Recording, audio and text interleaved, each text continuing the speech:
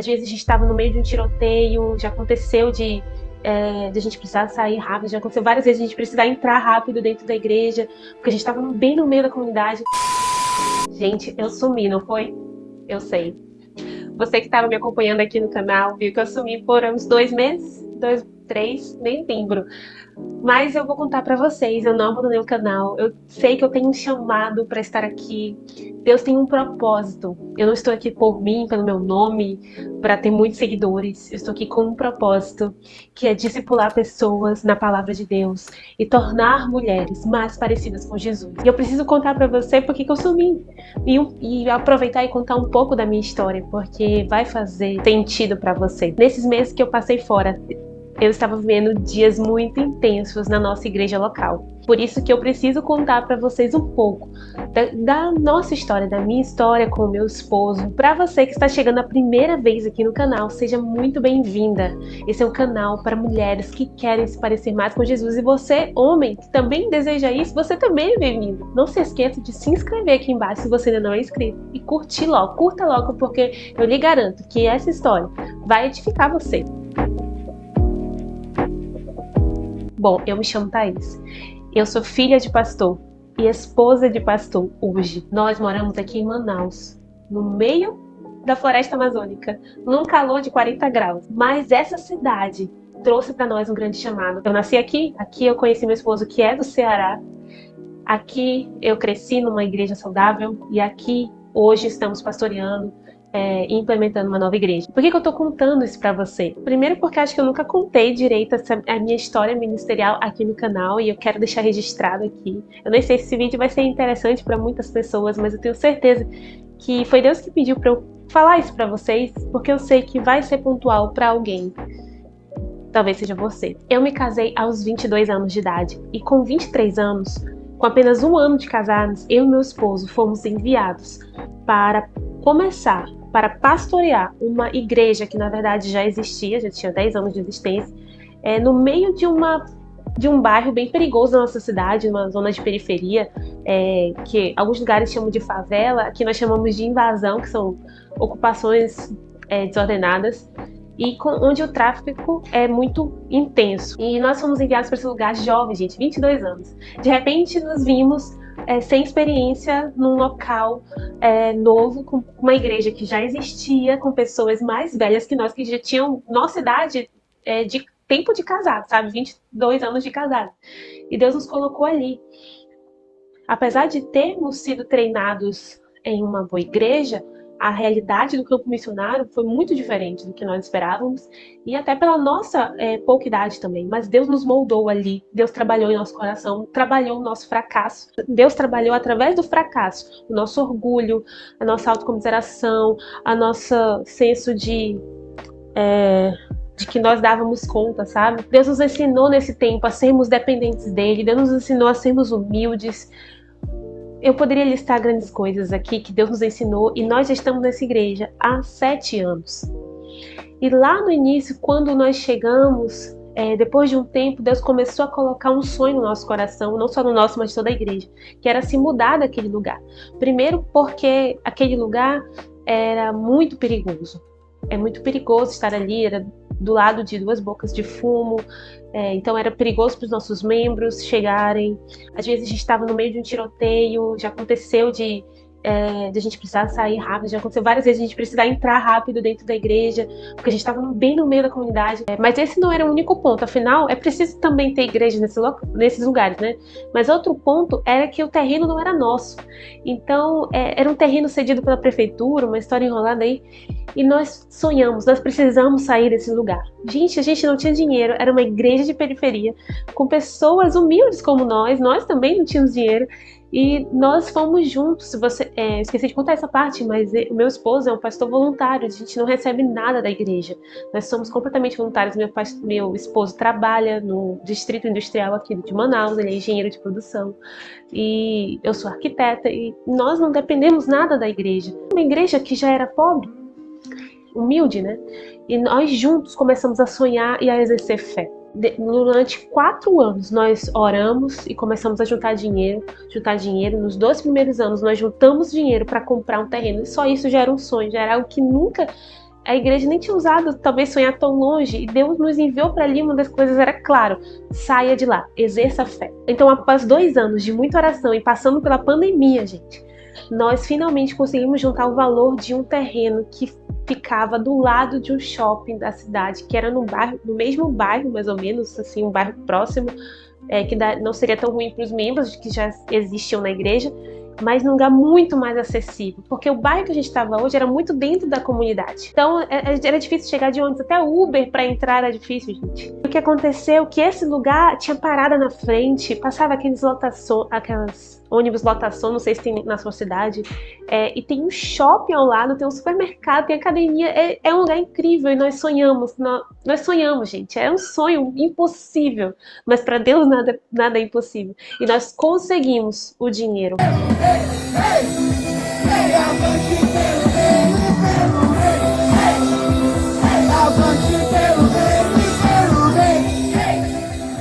Mas não parou por aqui, porque ainda há muito a semear, há muitas vagas ainda a preencher, há um prédio de 3 andares para construir. Ainda não temos o dinheiro, mas nós cremos que o Senhor proverá. Uau, isso era um milagre. Mas agora tínhamos um terreno, uma conta zerada e mais nada. Nós então começamos a investir, a fazer brechó, a fazer churrasco para vender, rifa, para conseguir construir.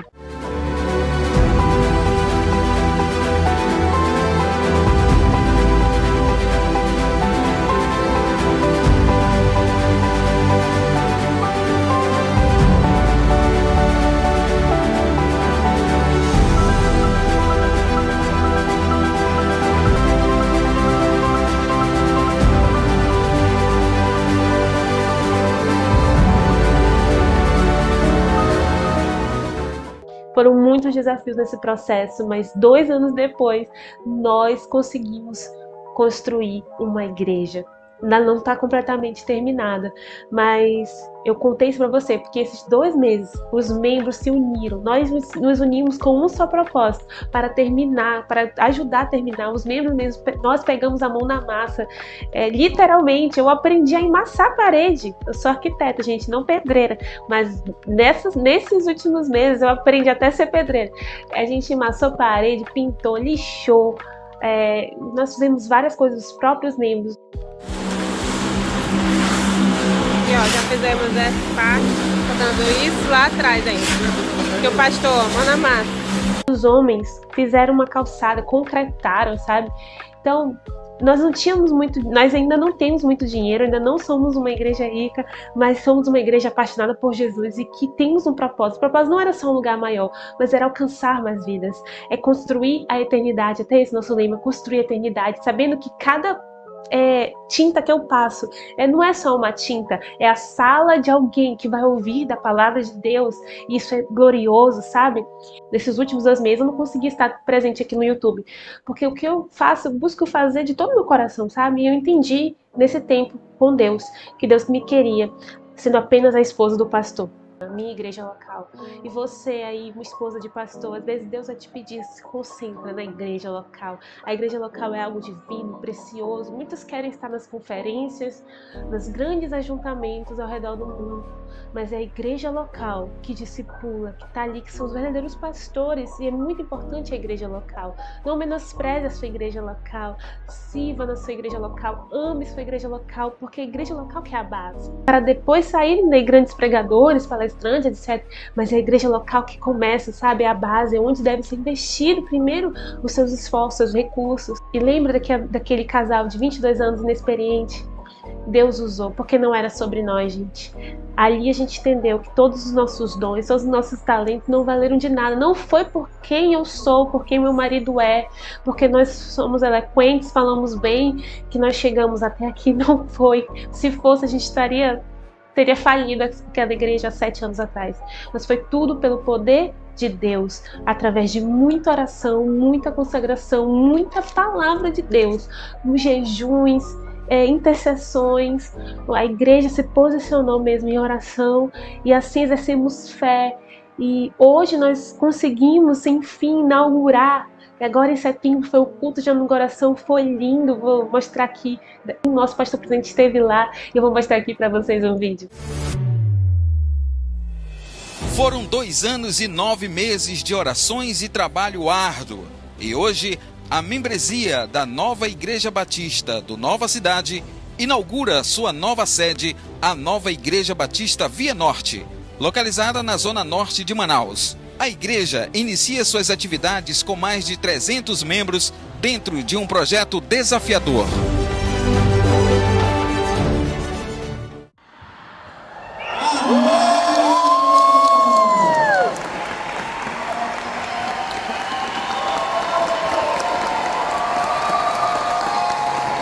Grandes coisas Deus fez, meus amigos. E eu estou contando isso sobre mim porque Deus pode fazer na sua vida também. E toda essa história que eu contei, foi necessário uma coisa que, por mais que fosse menor que um grão de mostarda, a nossa igreja teve, que foi fé.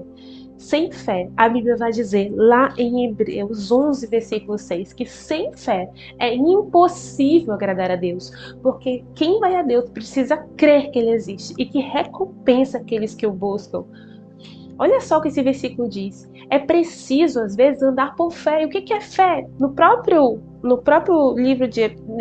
capítulo, ele vai dizer em Hebreus 11:1 que a fé é a certeza das coisas que esperamos e a prova daquilo que não vemos. Então, às vezes, você vai precisar caminhar sem ver. Caminhar sem saber. Isso é muito difícil. A nossa sensação de querer controlar as coisas, de querer saber o futuro, de querer saber o que vai acontecer se eu tomar essa decisão. A gente quer saber já o pós, a gente exige de Deus, Deus eu determino. Não, quem somos nós para exigir algo de Deus? Ou nós não somos cartomantes para querer saber o futuro. Não, apenas Deus sabe. E o nosso papel como seres humanos é exercer fé, é crer que Deus pode fazer se isso for da sua vontade. E que se for da sua vontade, Ele vai fazer. Se não fere os princípios da palavra de Deus, se é algo que não é pecado, Deus pode fazer, meu querido. Deus pode fazer, minha amiga. Exerça fé, porque sem fé, se a gente caminhar só no que a gente vê aqui, ó, eu posso ver uma vida só no racional, caminhando só no que eu vejo, só no natural. Eu não vou agradar a Deus, porque é necessário a gente às vezes sair daquela zona de conforto, daquilo que a gente conhece, sair do natural e caminhar no sobrenatural, crendo que Deus pode fazer um milagre, como Deus fez na nossa vida, na nossa igreja, aquela igrejinha de bairro, que mal conseguia pagar a conta de energia, conseguiu estar do lado de um shopping, um prédio imenso, para a glória de Deus, porque Ele fez. A gente só exerceu fé em oração. Mateus, eu estou fazendo estudo no livro de Mateus, e Mateus 21:22 diz, o próprio Jesus diz, e tudo que pedirem em oração, se crerem, vocês receberão. Gente, é Jesus que está falando. Não é um pregador coach, não é o Paulo Marçal, não é um pregador da prosperidade, é Jesus. E tudo que pedirem em oração, se você crer, você vai receber. Essa é uma promessa de Jesus, minhas amigas. Nós precisamos crer mais, a nossa fé é muito pouca. A Bíblia diz também aqui em Mateus, se você tiver fé de tamanho de um grão de mostarda, você vai poder dizer a um monte, vá daqui para lá, e ele irá. Olha só o que a palavra de Deus diz. E às vezes você não tem fé que Deus pode fazer você pagar suas dívidas, você não tem fé que Deus pode curar você ou seu familiar de uma doença. Às vezes a gente não tem fé que Deus pode salvar e trazer a salvação àquela pessoa que você ama, sabe? A gente precisa exercer mais fé. Mas como que eu exerço fé, Thaís? É falando? Não é só falando. Os primeiros passos para nós exercermos a fé é através da oração. Oração, ore. Aqui em Mateus capítulo 17 vai contar a história de que os discípulos não conseguiam expulsar um demônio de jeito nenhum. Quando chega Jesus, o que Jesus se indigna? Ô geração incrédula. E os discípulos perguntam, por que nós não conseguimos expulsá-lo? E Jesus responde, porque vocês não têm fé. Então, o problema dos discípulos e o nosso problema até hoje, por que a gente às vezes não consegue fazer algo? Por que às vezes coisas impossíveis não acontecem na nossa vida? Porque a nossa fé é pequena. Jesus fala para eles, se vocês tivessem fé do tamanho de um grão de mostarda, poderiam dizer esse monte, vai daqui para lá, e ele irá. E aí Jesus termina, mas esta espécie só sai pela oração e pelo jejum. E olha só, então, o que Jesus está dizendo, gente. Que verdade gloriosa. A gente não consegue muitas coisas porque a gente não tem fé. Mas Jesus diz que essa espécie só sairia pelo jejum e pela oração. Então isso quer dizer que a oração e o jejum são demonstrações de fé. Porque quando eu oro antes, gente, quando eu me coloco em oração, eu estou crendo que Deus pode fazer, mesmo que eu não veja. Mesmo que eu não sinta, eu creio antes que Jesus pode fazer. Eu me humilho diante do Senhor e eu coloco a responsabilidade nas mãos de Deus e não na minha performance, não no quanto eu vou batalhar, mas em Deus. Isso é fé. Fé é a certeza daquilo que eu não vejo, porque eu sei que Ele fará, não eu. A lição que fica para nós hoje, será que nós temos orado o suficiente? Será que nós temos exercido a nossa fé em oração, mesmo sem ver, crendo que o nosso Deus pode fazer? Será que nós temos jejuado?